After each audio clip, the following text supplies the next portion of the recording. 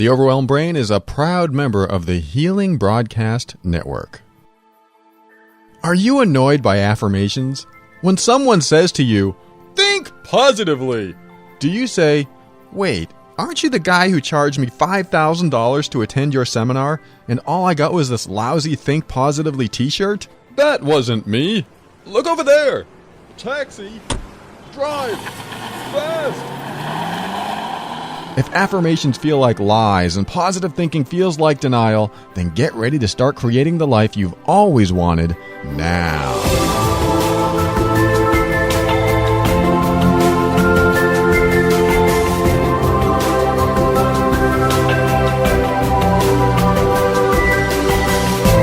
Hello, this is Paul Coliani, host of The Overwhelmed Brain, the personal growth show for the critical thinker. On every episode, we'll talk about practical, down-to-earth steps to help you improve your mood and keep you sane in this powerful journey we call life. I want to help you bridge the gap between your emotions and reason, causing you to discover why you do the things you do and what you can do to reach higher levels of happiness and lower levels of stress and overwhelm. My ultimate goal is to help you become empowered so that you can create the life you want. Today's quote is by Carl Jung, and it's this: "When an inner situation is not made conscious, it appears outside as fate." Fate appears to be out of your control, yet you can choose to address what's bothering you or not. And what I take from this quote is that the underlying layer of what's going on inside of us, that undertone of how we always feel, even when we're happy, if we have that undertone of some sadness or depression or anger or any sort of undertone that hasn't been addressed yet, and these are repressed memories, repressed emotions. These are the feelings and emotions and thoughts that you suppress during your life. And that's what creates the undertone of negative feelings that you may or may not always feel. But what this quote is telling me is that when we don't bring to our consciousness this undertone, these thoughts and feelings and emotions, when we don't bring those to consciousness, they appear in our outside world as fate. And what is fate? Fate is what we believe to be out of our control. Fate is when we just let go and let God, or let go and let the universe guide us to where it thinks we need to be or we're supposed to be. Fate, when we view it as something out of our control, then we lose our power. And fate can be seen as a positive thing. But when your fate is dire, when your fate has bad consequences, like, "I just got fired from my job, it must have been fate," think about what's going on inside of you that may have led to your decisions, your behavior, all the action that you took while you were working there that led to your termination. That's just one example. We could apply this to almost any situation where the way things turned out weren't the way you wanted them. Now, some people believe that the way things turn out are exactly the way they're supposed to be. And to a certain extent, I have that spiritual belief. If something turns out the way I don't want it to be, it's an opportunity for me to learn a lesson from it. And the more lessons I learn, the more experience I gain, the more wisdom I gain. So I really welcome those fateful moments. And at the same time, I don't want them to happen. So what I do is a little preventative maintenance. And how do I prevent things from happening? You can't always prevent things from happening, but you can reach inside to anything that you've repressed over the years and bring it to consciousness. When an inner situation is not made conscious, it appears outside as fate. That's like saying, "I don't know why this keeps happening to me, so it must be fate. I don't know why I keep getting bad results, so it's out of my control. There's nothing I can do." Yet, There are things inside of you that could probably be addressed. There are emotions that maybe you haven't dealt with yet.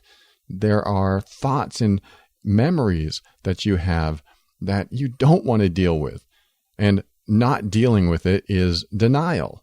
And when you deny what's happening in your world, it leads to what you perceive to be your fate. So if you at all feel this undertone of anxiety, sadness, depression, or anything else that makes you feel bad, and you choose not to address it, these things manifest themselves in other ways in your life. For example, honoring your personal boundaries is something I emphasize over and over again. And you'll hear me say, almost to the point of no matter what the cost, honor your personal boundaries. So if that means that you could lose someone that you love because you need to honor yourself at that moment, it might mean that you do that. What usually happens, though, at least in my experience and from what I've seen with the people I coach, is that when they start honoring their boundaries, their life changes for the better. Because what happens is they honor their boundaries. A person might find that a little unusual or have an adverse reaction to it. But now the person who honored their boundaries lives in integrity, lives with authenticity, feels better because he or she is expressing themselves. That's one way to make your inner situation conscious. When you honor yourself, you're expressing your full authenticity. And by expressing that authenticity, you are giving yourself more power over your, quote, fate. And, for example, if you choose not to honor your personal boundaries, your fate will manifest as a result of that decision too. Fate manifests as a result of what you choose to address in your life. So choosing not to address certain situations because they're too embarrassing or painful, or because you feel guilty or shame, that continues the perpetuity of life's unwanted events. It's like what I see in unhappy relationships. If you feel that your relationship is going downhill, then one or both of you is continuing to behave the same way, but expecting different results. You've heard that phrase before. Doing the same thing over and over again, expecting different results leads to insanity. So the idea is for at least one person to change their behavior so that the other has to follow suit or reject that behavior. When they follow along, then they're going to modify and adapt their behavior as well, and things can shift and evolve in the relationship. If they refuse to adapt, and one person's changing or growing, and the other person's not because they reject it, they don't want to change, they're comfortable being in the stagnation that they're in or the closed-minded place that they're in because they don't see a problem with the relationship, then the relationship ends up dissolving. If the situation or the relationship is unpleasant and one or both of you stay the same person, you keep the situation unpleasant. If one of you changes, just to find out if the situation changes, then you give yourself more power to create your own fate, or at least contribute to a fate that's more beneficial to you. The thing is, you'll never know if the situation will change until you do. You'll never find out if things could be better until you change your responses and behaviors. Things may never get better, but you'll never know unless you try. Like circumstances that haven't changed in years won't change on their own. One person has to change in order for the results to change. That doesn't mean that they will change, but it is the first step to change. It is the first step to advance any relationship, whether it's intimate, platonic, or family, any relationship that you want to see a change because you don't like the state it's in now, then you need to change the way you respond. You need to change the way you behave. And if you're unable to do that, then the situation never changes. Because, quite honestly, do you expect the other person to change? will they ever change? Most likely not. People in our lives that have always been that way won't change. And unless they tune into something like this or start reading personal growth stuff themselves, they probably don't feel a need to change. They don't feel like there's anything wrong, so they won't change. So it's up to you to make the change, to change your behavior. And if you find that you have trouble changing your behavior because you're always triggered by them, or the things that they say always put you on the offensive, then it's time to work on yourself and not the relationship. It's time to work on things inside of you. It's just like we said before, the inner situation needs to be brought to consciousness. Otherwise, it turns into fate. Yes, I'm crossing the line saying you can control your fate, but you do play a part in your fate. It's like that parable of a guy who survived a shipwreck and he's floating on the debris in the middle of the ocean. And he decides that he's going to pray to God, and he knows that God will answer his prayers and save him. So after a while, a boat comes by, and the men on board the boat looked down at him and said, "Wow, do you need some help?" And he said, "No, thanks. God's going to save me." The men on the boat shrugged their shoulders and they just continued along. So for a few more days, he sits there floating in the ocean, parched, hungry, and still praying to God, knowing that God's going to save him. So another boat comes along and they float up right next to him and say, "We're here to help you. Hold on." And he yells up in his raspy 3-day-old no water voice and says, "That's okay. God's going to save me. I've prayed." And they go, "What? You look hungry and parched." He goes, "No, I'm fine. God will save me. I have faith." And they, again, shrug their shoulders and go, "Okay, good luck." And so a few more days go by and the man dies and he goes to heaven. And then he finally has a chance to speak with God directly. And he said, "Why did you let me die? Why didn't you answer my prayers?" And God said, "I sent you 2 boats. What more do you want?" And regardless of your religious beliefs, I love that story because it really speaks to us about how we can control our own fate. And sometimes the message that we're looking for to save the day isn't wrapped up in the package that we think it is. So remember that if you have any type of inner situation that you're either refusing to make conscious or just don't want to deal with, it's going to appear outside as fate. Let's go on to our next segment called Ask Paul.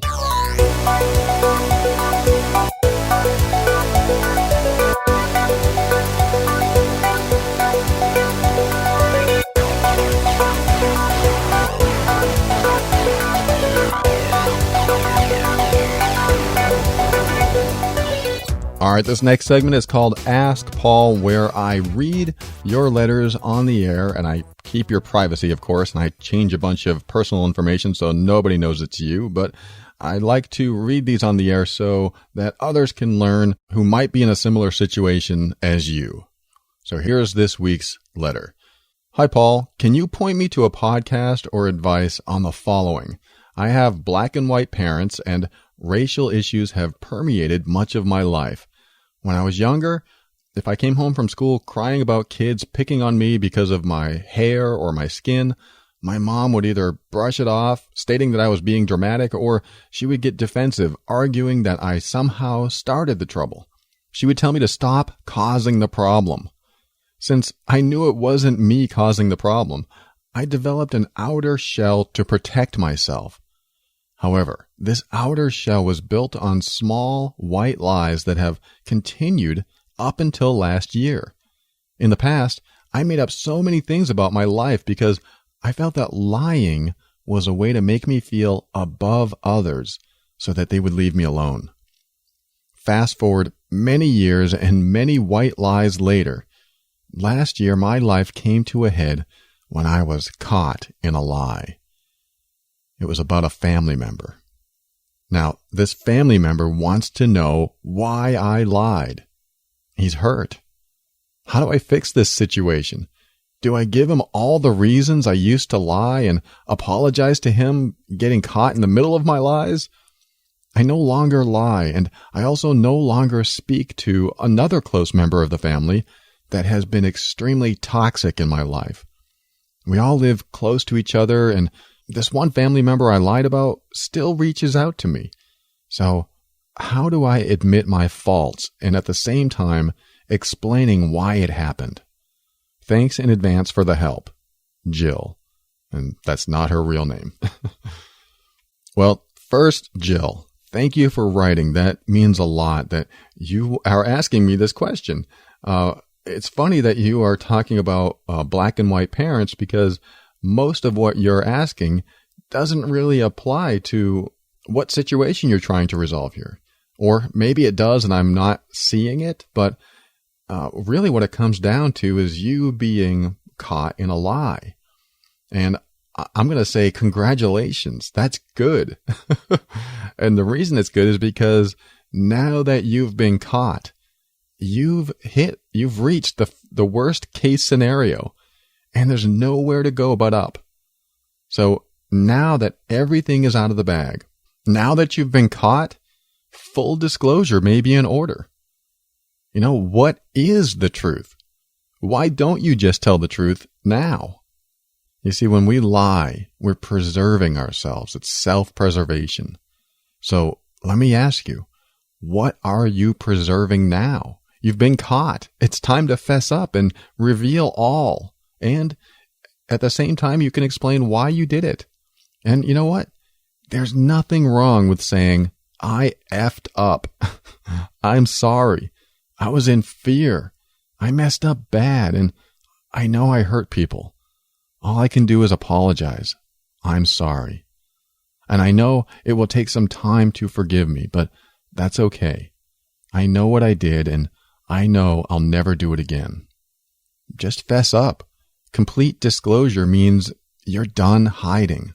And people who don't trust you or want to accept your apology after that, they have their own issues to deal with. If they won't accept your apology and move on, there's nothing you can do.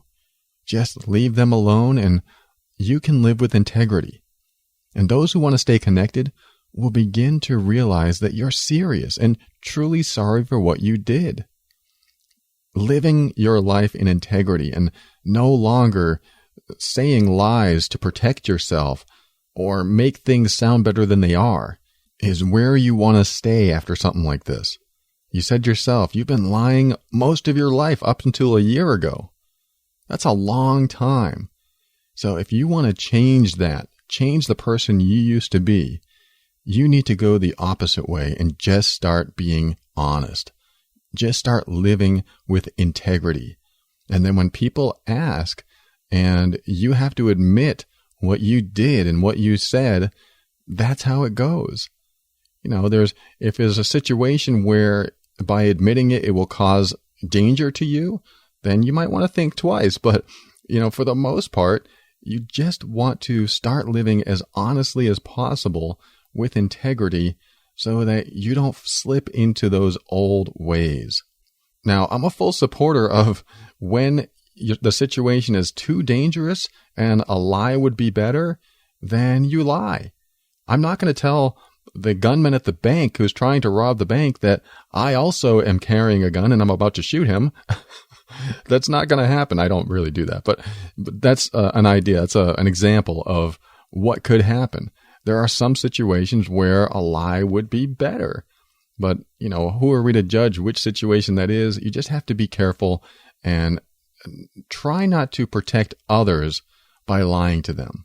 And that's one of the reasons that we lie a lot is we want to protect others. We think that we're doing them a favor by protecting them because we're sensitive to who they are and sensitive to how they feel. So you don't want to continue lying when all you're doing is protecting someone else too.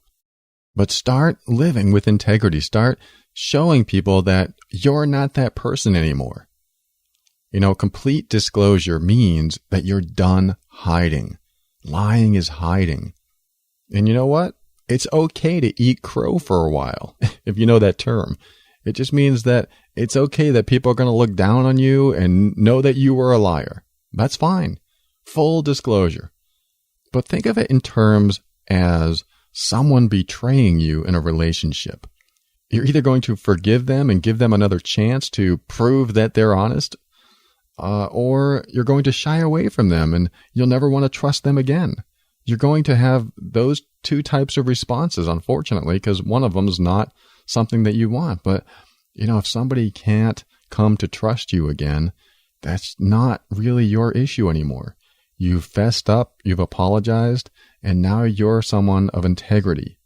And no matter how people treat you after you fess up, no matter how people treat you after you're honest, the more you live with integrity today, the more they will see for themselves that you aren't the person you once were. And one apology is enough. Just apologize, say you messed up, and move on. And if you're the type of person that continues to apologize, I'm so sorry, I know I lied to you, I'm so sorry, and every time you see that person, I'm so sorry, it's not healthy. It's not healthy to continue apologizing, trying to mend things. If you feel the need to be apologetic every time you see or talk with certain family members, it's time to let it go so that they can begin their healing. And if they bring it up again and again, all you can say is, I know I messed up and I've apologized for it. I'm not that person anymore. I didn't like who I was and what I was doing, and I thought I had to do it for selfish reasons. You can work on trusting me, or you can keep on reminding me to feel bad about something I regret. I want a relationship with you, but I need to know that you want one with me too. Now, as for the toxic family member, stay away from them as much as possible. Sure, you can be honest with them as well. You can even share with them why you're staying away. But toxic family members want to pull you into their misery, and they're very good at it. And you can tell a toxic family member that you'd be happy to connect with them as long as they're not doing the behavior that is toxic. For example, if you don't drink alcohol tonight, I'd be happy to go out to eat with you. Or, if you promise me you won't express your disgust with my decisions in life, I'd love to connect with you again. Toxic people will be offended by truths like that, but at least they'll know where you stand. And they can choose to change, admitting that they're toxic or not. Or they can choose to close you off or anyone else that might actually want a relationship with them. Now, the best thing about toxic people in your life is that they're an excellent lesson in our personal evolution. They are a practice in personal boundaries. If you can honor your boundaries with toxic people, you can honor them with pretty much anyone. So you may not enjoy having toxic people in your life, but welcome them for the lessons, the education, and all the personal growth learnings that you're getting from them, because they're the ones that are going to help you get along with almost everyone else in the world. Now, what can you do about this mess you created? Like I said, come clean, completely. Be okay that you messed up and admit it. I remember when former President Bill Clinton got caught cheating on his wife in the White House. I thought, why lie? Why lie about it? As soon as you're caught, which you will be because of all the evidence, you'll look even worse than you do now. Lying shows your character, just as telling the whole truth does. So which character are you playing? And which one do you want to be remembered by? Bill Clinton would have actually gotten some compassion if instead of lying and playing word games in court, he said this instead. You know what? I messed up. I was tempted in the moment, and I messed up bad. I hurt a lot of people, and I lost the respect I once had. I feel ashamed, and I'm sorry. People would still be upset, but at least he would have fessed up, and I guarantee you he would have gotten compassion, because we all make mistakes. We all have the human ability to do stupid things, and people connect with people who make mistakes. People connect with people who do, quote, stupid things. He did some very stupid things. So I'm not excusing his behavior, but you get the idea. you messed up. And when you say, you know what, I did mess up, then people are going to be able to connect with that. They still may not like you. They still may not want to hang out with you. But those that do will see you for who you've become, your authentic self. So that's my advice. Fess up to everything. Once it's all out on the table, there's nothing else that anyone can dig up on you. You're already facing the fire that you set yourself. This is one of the reasons I chose to be honest on this show from the beginning. The more honest you are, the less people can dig up on you and use against you. It's like when I was a kid, people would come up to me and make fun of me by calling me a name or something. So I would make my real friends start calling me that same name too. So, the bullies had no power after that because I didn't resist the names they were calling me. And because my real friends called me that same name for fun, the bullies lost interest and stopped bothering me. This is what happens with pure honesty too.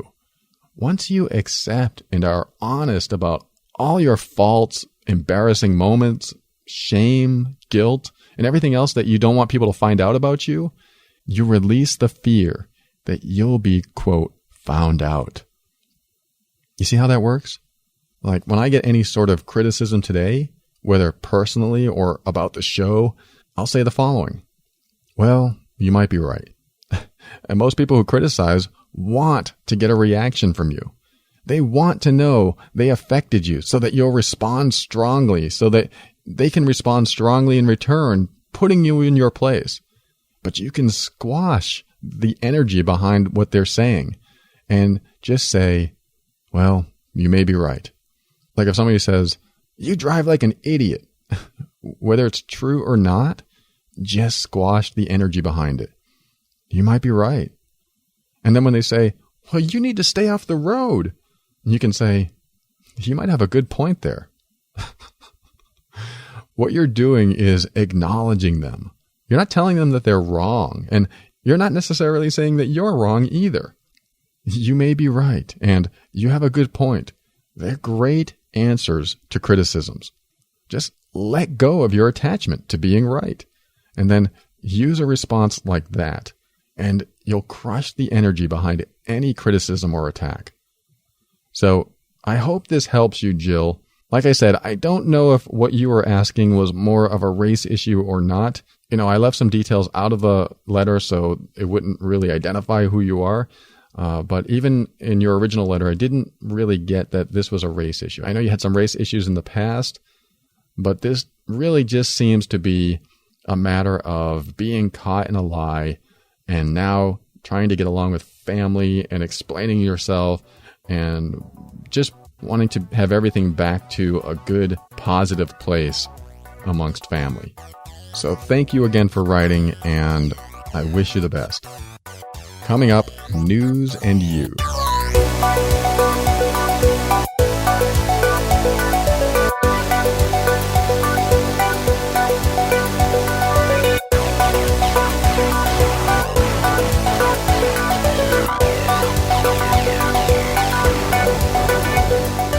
I want to tell you about GetOutOfTheMess.com. If you need legal service for any reason, whether it's someone that you want an attorney to call and just take care of a situation, or perhaps have a letter or a document written up, there's nothing more powerful than having an attorney's signature and letterhead arrive at your mailbox. You've probably seen this before. I know I have. But imagine having that power in your hands. If you don't already have an attorney and you think you might need one, go to GetOutOfTheMess.com, and Asha is there to answer your questions. Now, just to be clear, this is a service that provides expert teams of attorneys to help you out.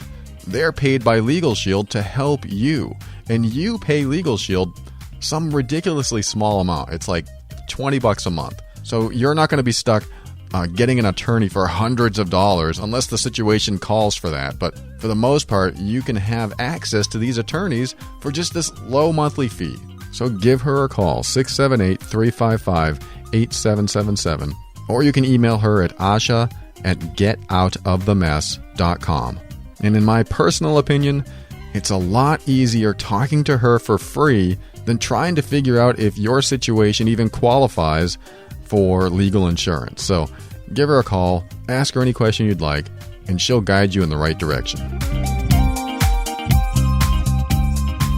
All right, this section's called News and You, and I find an article, whether it's recent or semi-recent, like the one I'm going to read today is last year, but anything that affects us in a personal growth and development way. You know, I might read you an article that affects your emotions in some way, or I might read you something a little bit more practical, like today, which is kind of a neat study that this University of Royal Holloway, London, researchers found that they were able to tell the difference between a fake laugh and a real laugh. Or I should say what they said, which is fake laughter doesn't fool the brain.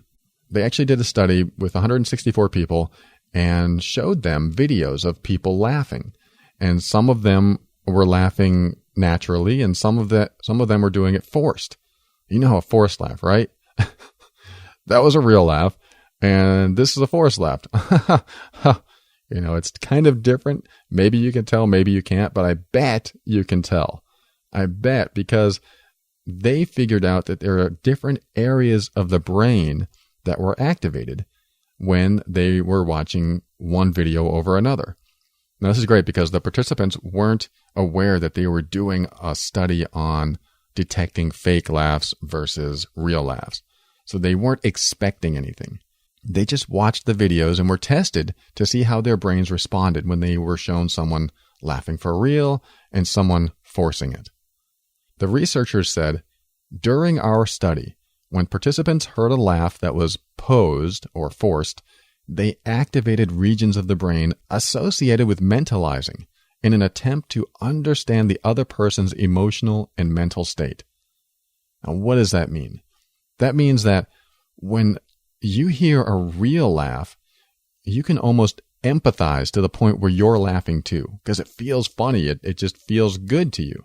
But when you hear a fake laugh, something inside you activates and turns on the logical process center in your brain and goes, "What are they? Are they really laughing?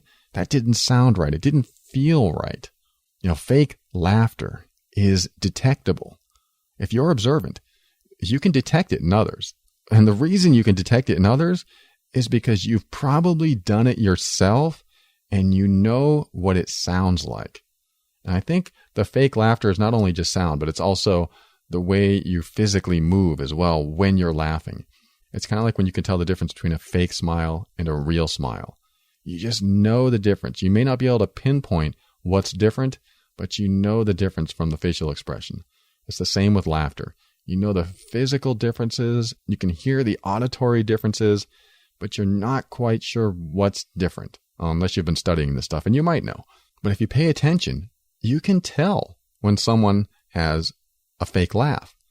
I can tell. I like to joke a lot when I'm in social situations. I like to have fun. But sometimes I get that fake laugh and I realize, oh, that joke didn't go over so well. Then I back off and understand that, okay, I'm going a little too far, this joking and having fun. Let me just bring it back so we can have a normal conversation again. Well, let me tell you this. You are good at detecting a fake laugh because almost everyone has forced a laugh when they really didn't mean it. So you know what it's like. And, you know, unless you're wrapped up in your own story and situation and you're not paying attention to other people, you're going to detect a fake laugh. If you've done it yourself, you can detect it.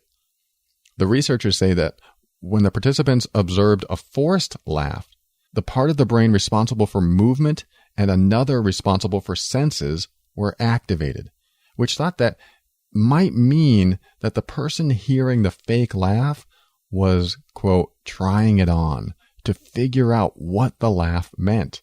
Now, this is all subconscious. This is all things that you're doing in the background. And you might have a feeling like, oh, that laugh didn't feel real. You just have this feeling inside of you that something is not right about how they just laughed. I recommend trying it on all the time. try laughing, either for real or in your head, just like someone else is laughing, and see how it feels. Does the laugh you're imitating feel real or fake? Now, the reason I like or chose this story about laughing is because some people really buy into the concept that if you laugh enough, that you'll eventually feel happy.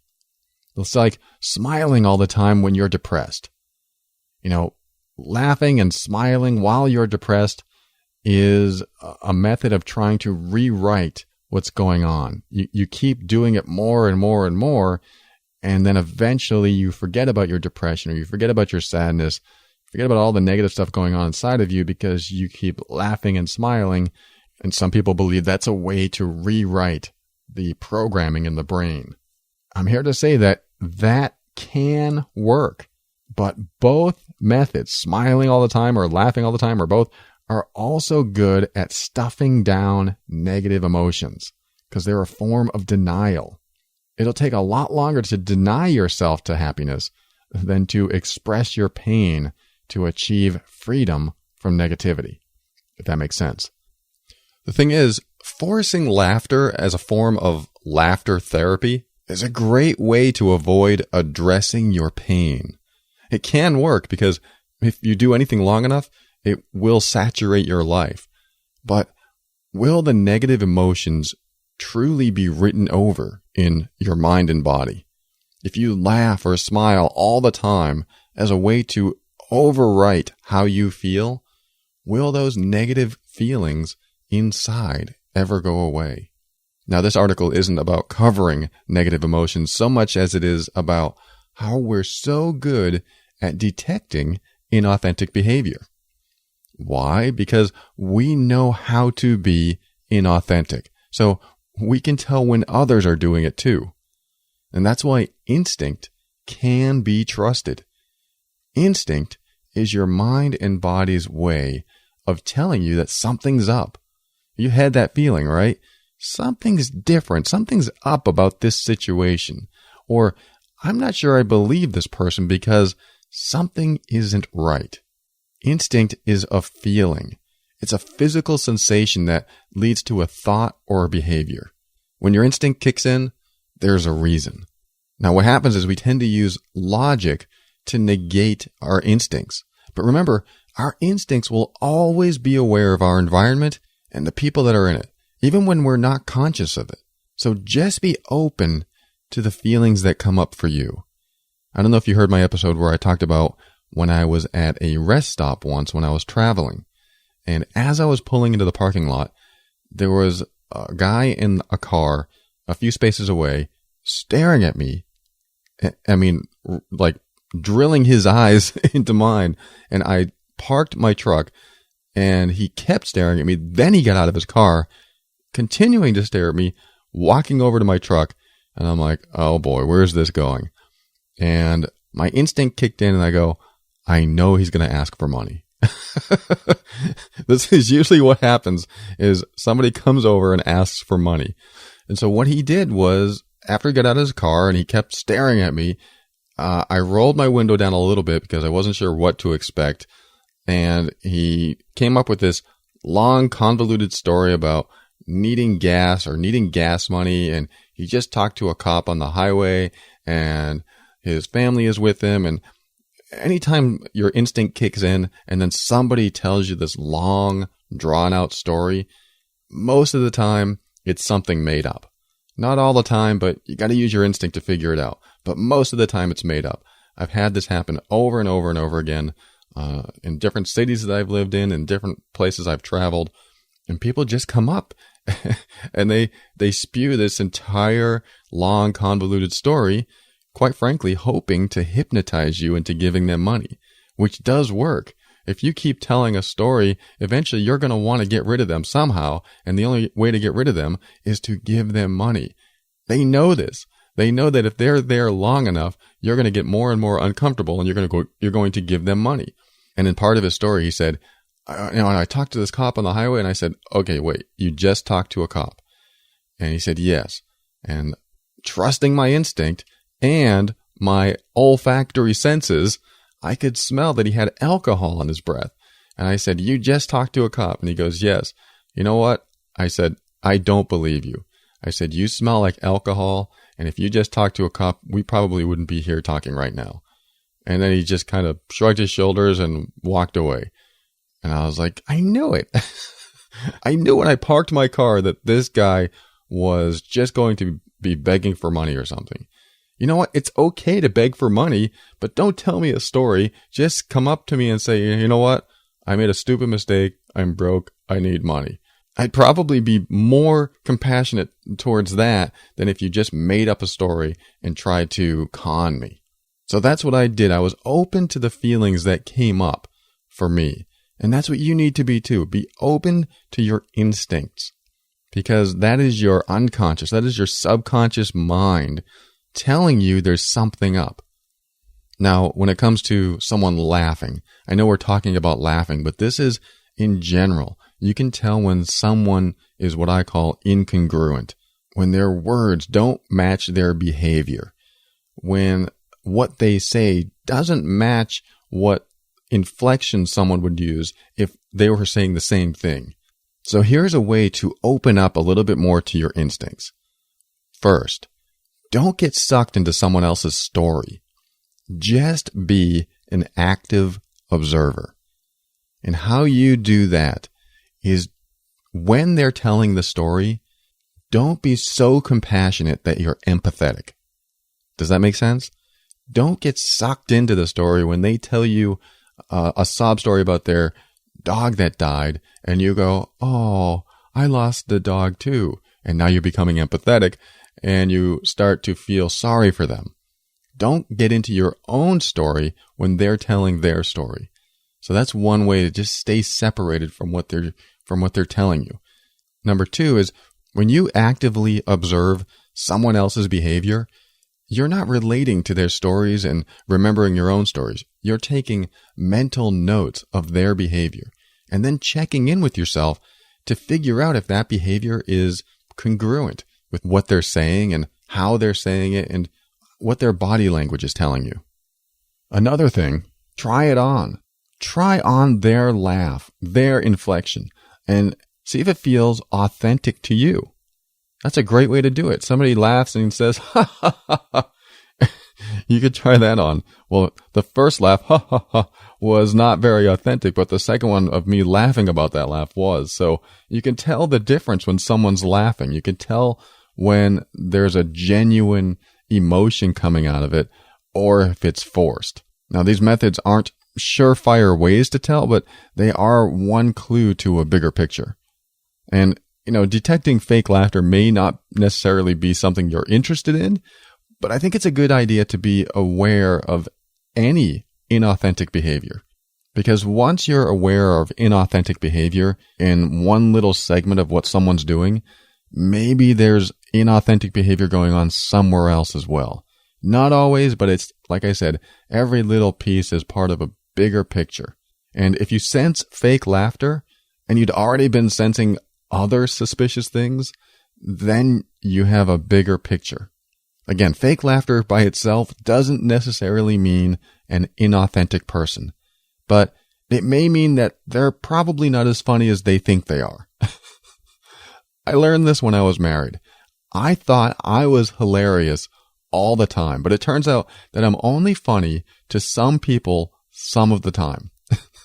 I guess I had to learn that so I wouldn't be so caught up in my ego.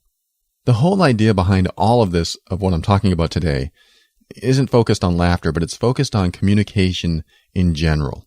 I'm talking about laughter and how to spot fake laughter because it was about that news article. But really, it is all about detecting inauthentic behavior, learning how people communicate, and if that communication is genuine. Being observant of behavior allows you to fine-tune your senses. Fine-tuning your senses is fine-tuning your instinct. Now, if you find people fake laughing around you all the time, maybe there's a deeper message there. Maybe that same joke you tell time and time again is simply not funny. Now, this is all small stuff, but like I said, everything adds up to a whole. Observe the behavior in others and notice when you sense inauthenticity. You'll know it because you'll feel it. You don't have to keep your radar on all the time, but it's fun to do in short spurts. I observe behavior quite a bit. For example, I find it fascinating when someone gets angry and uses their finger a lot, pointing at the person they're angry at. Why? Why are they pointing? What's going on there? I'm sure it's a threatening gesture of some sort, but what else is there to that? And then I try it out myself. Right now, I'm pointing my finger and I go, why would I do that if I get angry? Is it to feel threatening or bigger than I am? Does having a finger in your face feel like you're being controlled or put in harm's way of some sort? Why do I need to use my finger? I'm motioning, I'm gesturing at my desk right now. You can't see what I'm doing, but I am doing it. And this and all kinds of things that you can try on and see what you feel, see what you come up with. It's a great way to learn how we communicate and figure out why we do the things we do. Anyway, all this research is pretty fascinating. I've always been interested in human behavior, but to know that we automatically detect forced laughter is quite insightful. That means that you can actually trust your instincts when it comes to this. And you'll be aware of other human behavior that we can probably tell isn't really authentic. Again, you don't have to be conscious of it. You just have to be open to receiving the message from your subconscious mind, your instinct. Your body's telling you. You get that feeling. Your body's telling you there's something wrong about this picture. You won't always be right, but the more you observe and the more you fine-tune your senses, you'll be right more often than not. This next segment coming up is What's on My Mind Right Now.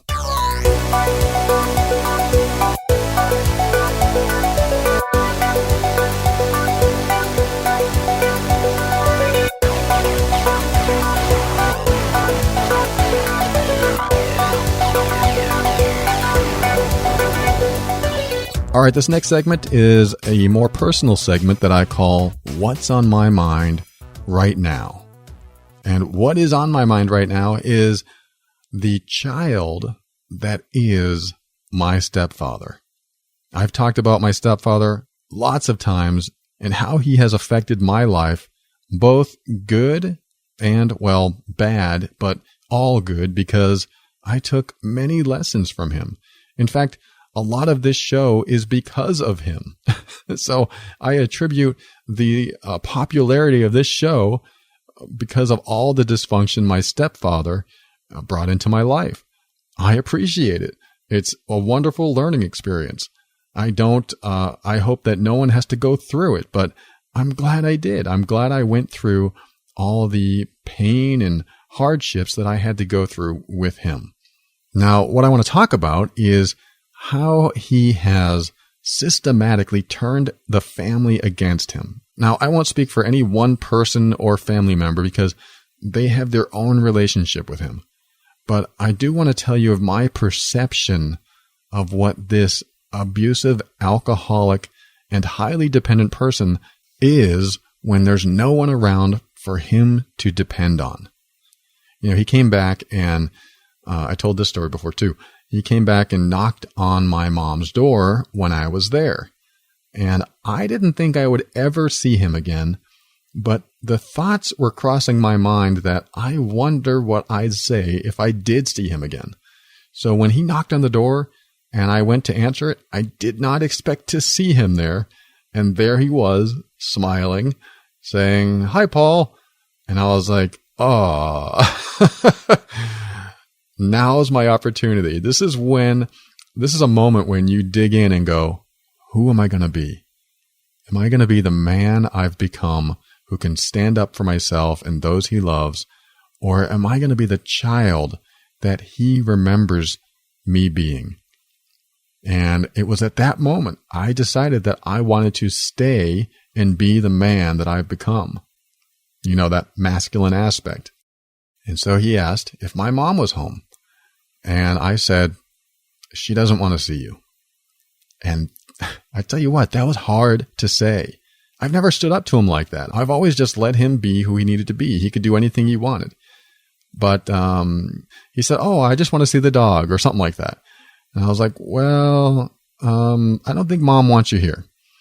And, although I was kind of using my mom as a scapegoat, it was true. She didn't want him in the house, and she was so glad to be rid of him.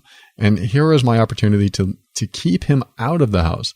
So, I did say my mom said it's not good to come in, but I was also standing up to him for the first time ever. So I think I did pretty good.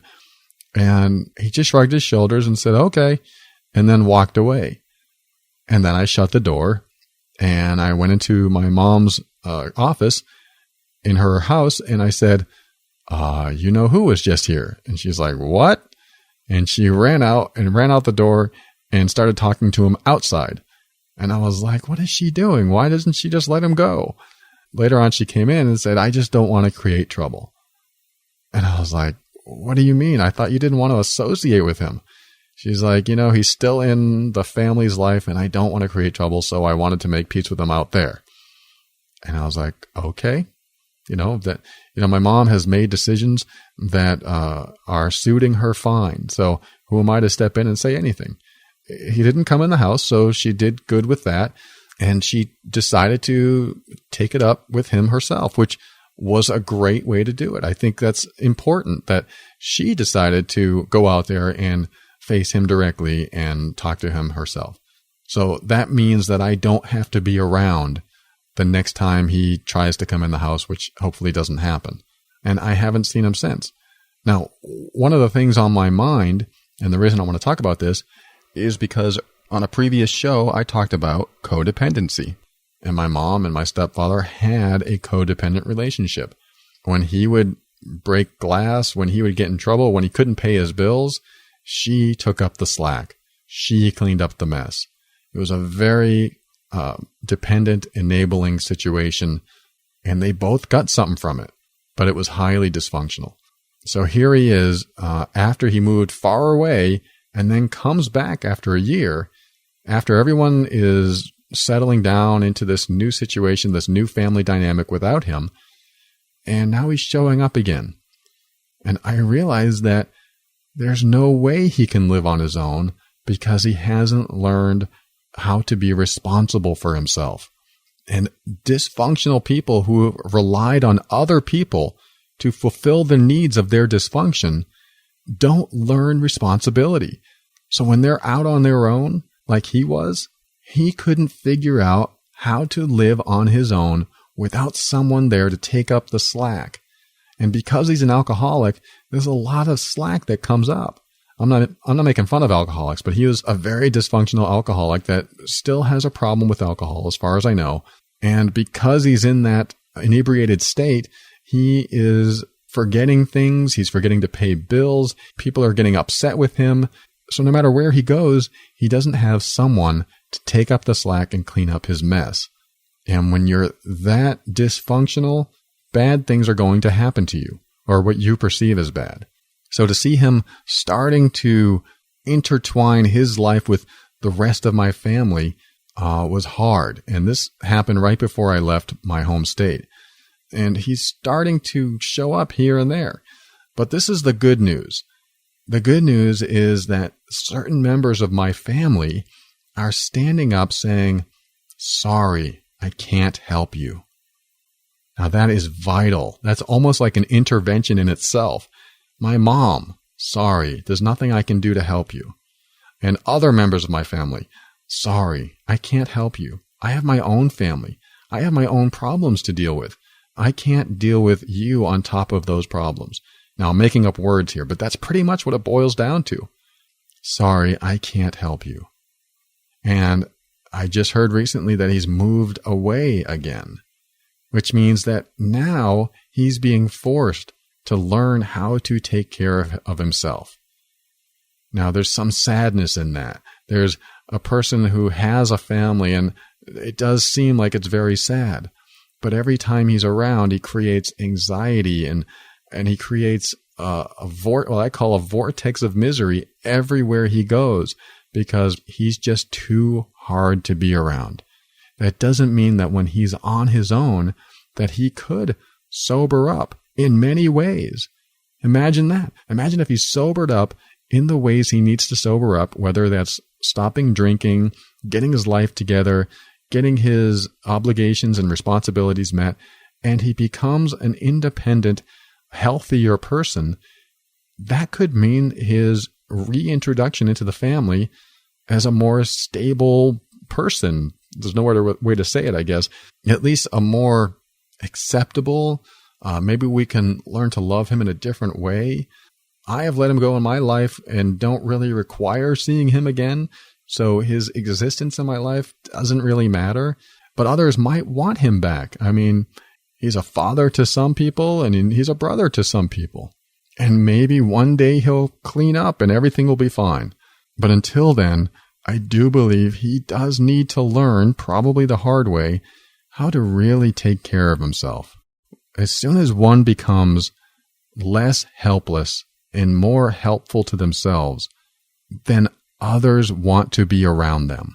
Others realize that it's not about just giving and giving and giving until you're exhausted. Because when he's around, that's what it feels like. It feels like you're giving and giving and giving until you're exhausted. But when someone comes into your life that doesn't have that need, those dependencies, and they are functional in many ways where you don't have to take up the slack, then you feel safer around them. You feel better, happier, and you feel more content with them in your life.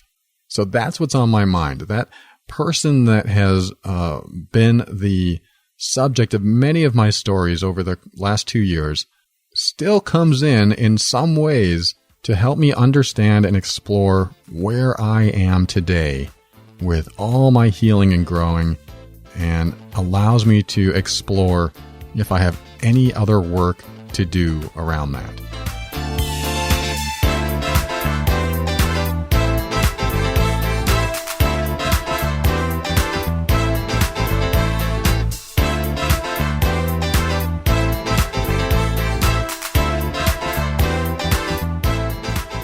This show is here for you and for those that are great at their own self-help.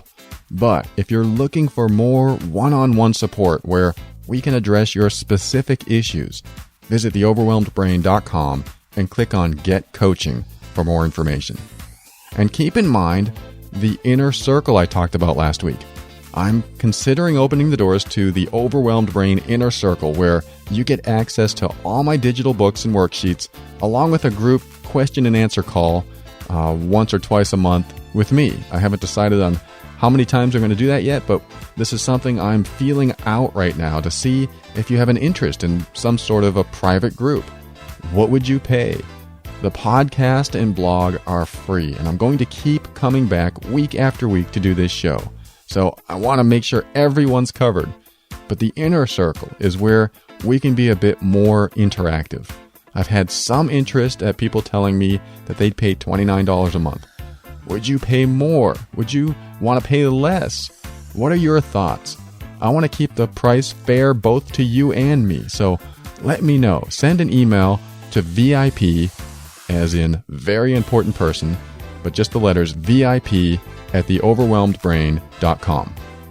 And I want to thank you for listening to another episode of The Overwhelmed Brain. I thank everyone who has purchased a book or worksheet, left a review in iTunes or Amazon, or used the Amazon link to shop as you normally would, which gives us pennies for every dollar you spend. Hey, that's something, and it's a way to give back. And I love giving you everything I know every week. And I want to be there for you whenever I can.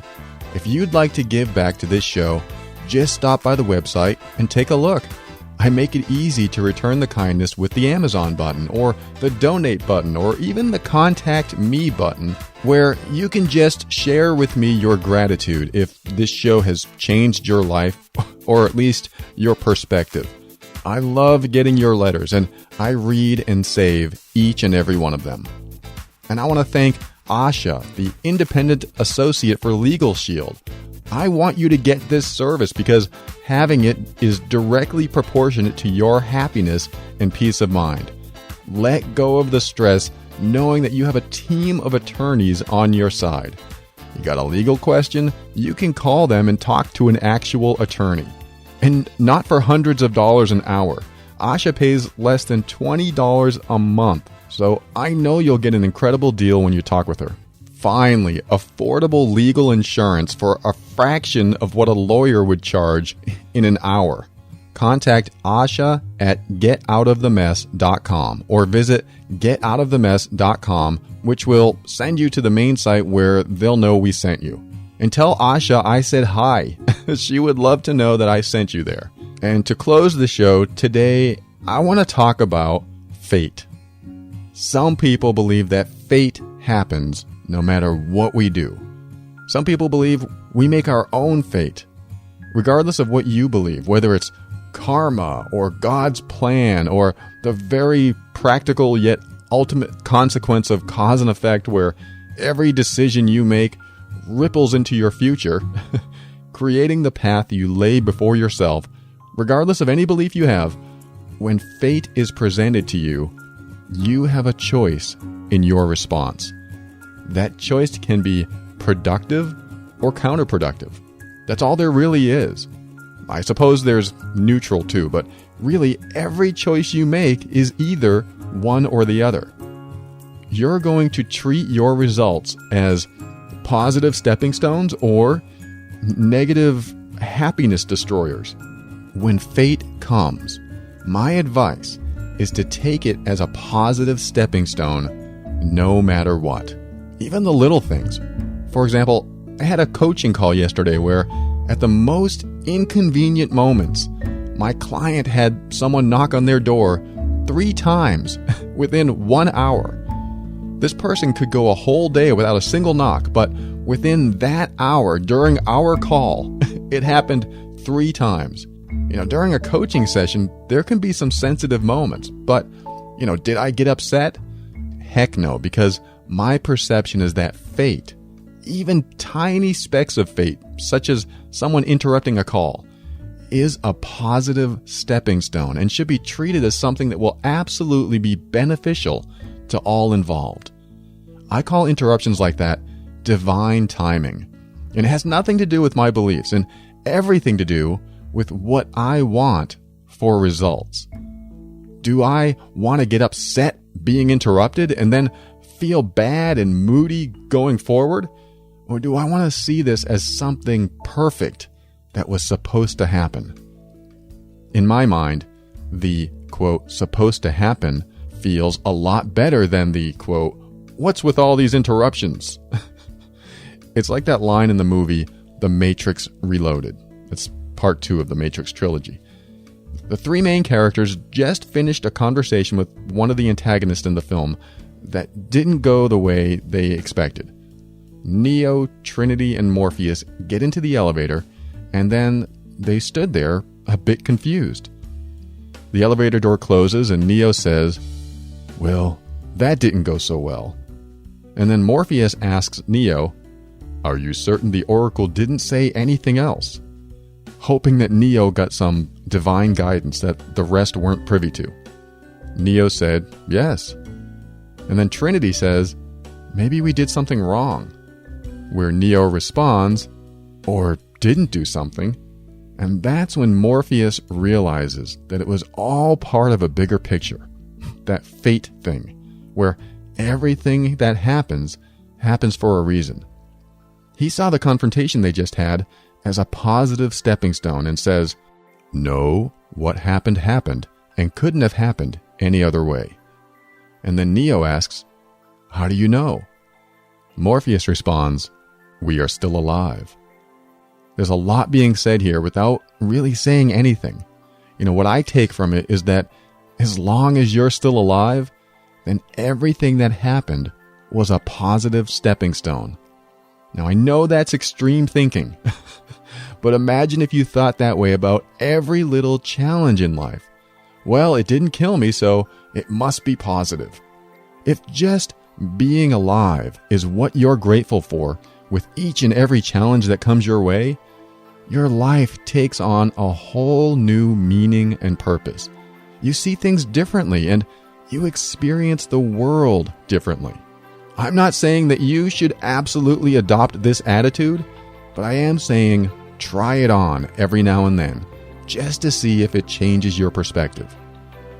And with that, open your mind and step into your power and be firm in your decisions and actions so that you can create the life you want. Always take steps to evolve your consciousness and awareness. You are powerful beyond measure. And above all, and this is something I absolutely know to be true about you, you are amazing.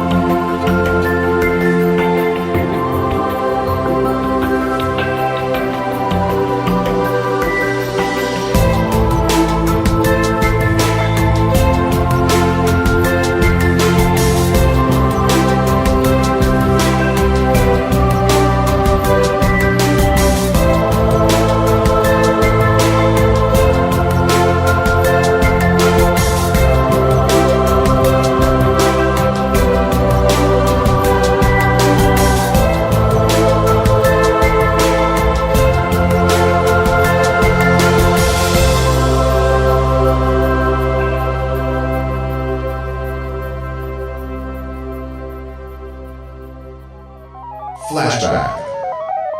Fulfilled. Here's another example. Someone wants to borrow money from you. They've borrowed from you in the past, and they may or may not have taken forever to pay it back. However, you're getting kind of annoyed that they keep asking.